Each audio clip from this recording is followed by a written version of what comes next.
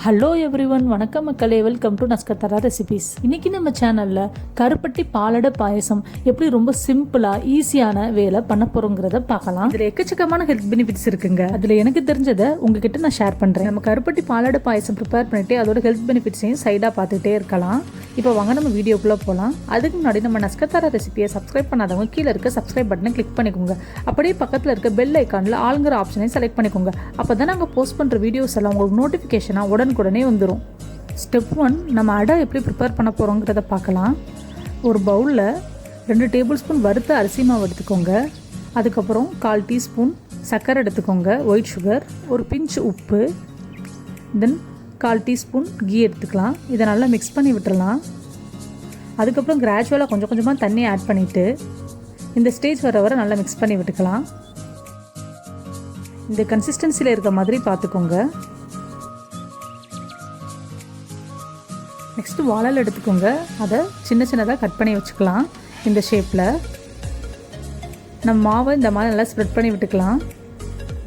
இதை நம்ம நல்லா ஃபோல்ட் பண்ணி கட்டியும் வச்சுக்கலாம். இல்லாட்டினா நான் இன்னொரு வே சொல்கிறேன் எப்படி வைக்கிறதுன்னு. அது ரொம்ப ரொம்ப ஈஸியாக இருக்கும் இதை கம்பேர் பண்ணுறப்ப. ஒரு இட்லி பாத்திரம் எடுத்துக்கோங்க. யூஸ்வலாக நம்ம இட்லியை வைக்கிறப்ப கீழே தண்ணி வச்சுட்டு அதுக்கப்புறம் மேலே வைப்போம் இல்லையா, அது மாதிரி வச்சுட்டு இந்த வாழை இலையில் லைட்டாக கீ தடவி வச்சுருங்க. அதுக்கப்புறம் எப்பயும் போல் ஸ்ப்ரெட் பண்ணி விட்டுருவோம். இந்த மாதிரி ஸ்ப்ரெட் பண்ணி விட்டுறலாம். ஸ்ப்ரெட் பண்ணி விட்டுட்டு மூடி வச்சிட வேண்டியதான்.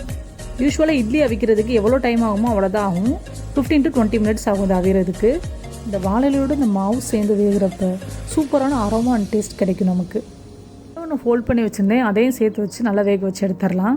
ஆக்சுவலாக எனக்கு அந்த ஃபோல்ட் பண்ணி வச்சுருந்த டெக்னிக் ஒர்க் அவுட் ஆகலை. ஸோ நம்ம ட்ரெடிஷ்னல் வேலை எப்பயும் போல இட்லியை வைப்போம் இல்லையா, அந்த டெக்னிக் நான் ஃபாலோ பண்ணிட்டேன். அது ரொம்ப ஈஸியாக இருந்தது எனக்கு. ரிஸ்க் எடுக்காமல் இந்த மாதிரி டெக்னிக் ஃபாலோ பண்ணுங்கள், உங்களுக்கு ரொம்ப ஈஸியாக இருக்கும். 10 நிமிஷம் கழிச்சு ஓப்பன் பண்ணி பார்க்குறோம். இப்போது லைட்டாக வெந்திருக்கு.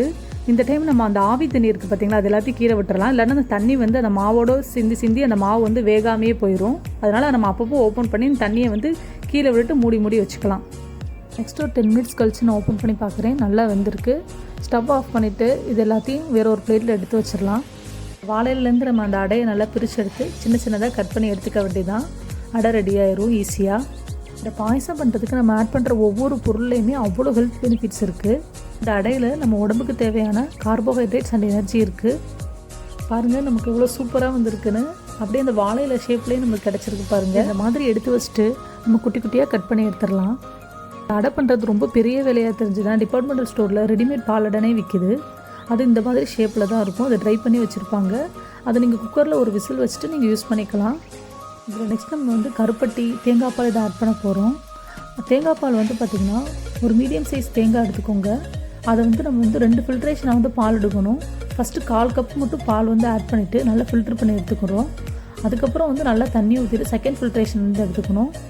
நெக்ஸ்ட்டு கருப்பட்டியை இந்த மாதிரி பொடி பண்ணி எடுத்துக்கலாம். இந்த கருப்பட்டியில் அயன் சத்து ரொம்ப அதிகமாக இருக்குது. இப்போ நம்ம பாயசம் பண்ண ஸ்டார்ட் பண்ணிடலாம்.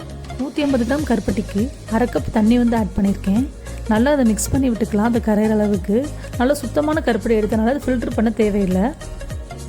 வீட்டில் இருக்க சின்ன குழந்தைகளுக்கு ஒயிட் சுகரை கம்ப்ளீட்டாக அவாய்ட் பண்ணிட்டு இந்த மாதிரி கருப்பட்டி சேர்த்து பாருங்கள். ரொம்ப ரொம்ப ஹெல்த்தியும் கூட உங்களுக்கு இது. இந்த கருப்பட்டி நல்லா கரைஞ்சி ஒரு கொதி வந்ததுக்கப்புறம் 1 டீஸ்பூன் சுக்கு பவுடர்னு ஆட் பண்ணியிருக்கேன். நம்ம லாஸ்ட்டாக பாயசம் சாப்பிட்றப்ப அந்த சுக்கோட வாசனை அவ்வளோ சூப்பராக இருக்கும். திகட்டவே செய்யாது நமக்கு கொஞ்சம் கூட. செகண்ட் டைம் ஃபில்ட்ரு பண்ணி வச்சுருந்தா 400 ml தேங்காய் பால் ஆட் பண்ணிக்கிறேன். 1 நிமிஷம் கழித்து ஸ்டவ்வை லோ ஃப்ளேமில் வச்சுருங்க. அதுக்கப்புறம் தேங்காய் பால் ஆட் பண்ணணும். எப்போயுமே தேங்காய் பால் ஆட் பண்ணுறப்ப லோ ஃப்ளேமில் வச்சு தான் ஆட் பண்ணணும், இல்லைன்னா பால் தெரிஞ்சு போயிடும். தென் நெக்ஸ்ட் நல்லா அதை மிக்ஸ் பண்ணி விட்டுட்டு நம்ம குட்டியாக கட் பண்ணி வச்சுருந்தோம் இல்லையா பாலாடை, அதை இப்போ ஆட் பண்ணிடலாம். நல்லா அதை மிக்ஸ் பண்ணி விட்டுக்கலாம். நல்லா கொதி வந்துருச்சு எதுவும். இப்போ நம்ம இந்த ப்ராசஸ்லாம் லோ ஃப்ளேமில் வச்சு தான் பண்ணிகிட்ருக்கோம். ஓகே, அந்த கேப்பில் நம்ம ஒரு கடாய் எடுத்துக்கோங்க. அதில் 2 டீஸ்பூன் கீ விட்டுட்டு அந்த கீ நல்லா சூடானதுக்கப்புறம் இந்த மாதிரி தேங்காவை சின்னதாக கட் பண்ணி நல்லா பொரிச்சு எடுத்துக்கலாம். அதுக்கப்புறம் நட்ஸு ஒரு 4 முந்திரியும் நான் 3 கிஸ்மிஸ் திராட்சையும் பொரிச்சு எடுத்துக்கிறேன். நல்லா இது இப்போ பொன்னிறமாக வந்துருச்சு. இப்போ ஸ்டவ் ஆஃப் பண்ணிவிட்டு இப்போ நம்ம பாயசம் ரெடி ஆகிட்டு இருக்க இல்லையா, அதை மிக்ஸ் பண்ணி விட்டுக்கலாம். இதை ஏற்கனவே உங்கள்கிட்ட சொன்ன மாதிரி இதில் அதிகமான ஹெல்த் பெனிஃபிட்ஸ் இருக்குது. அது மட்டும் இல்லை, நம்ம தேங்காய் பால் நம்ம குடிக்கிறதுனால நம்ம வயிற்றில் ஏதாவது புண்ணு இருந்தால் கூட அதை கூட ஈஸியாக ஆற்றிடும். 5 மினிட்ஸ்க்கு அப்புறம் ஸ்டவ்வை ஆஃப் பண்ணிவிட்டு நம்ம ஃபஸ்ட்டு ஃபில்ட்ரேஷன் பண்ணி வச்சுருந்தோம் தேங்காய் பால், கட்டியான தேங்காய் பால் அதை ஆட் பண்ணிக்கிறோம். இது ஒரு 200 ml. டோட்டலாக வந்து பார்த்திங்கன்னா 600 ml தேங்காய் பாலுக்கு நான் 150 கிராம் கருப்பட்டி வந்து ஆட் பண்ணேன். அதான் மெஷர்மெண்ட்டு. ரொம்ப குயிக்காக இன்ஸ்டண்ட்டாக நம்ம பண்ணி முடிச்சிட்டோம் அந்த பாயசத்தை.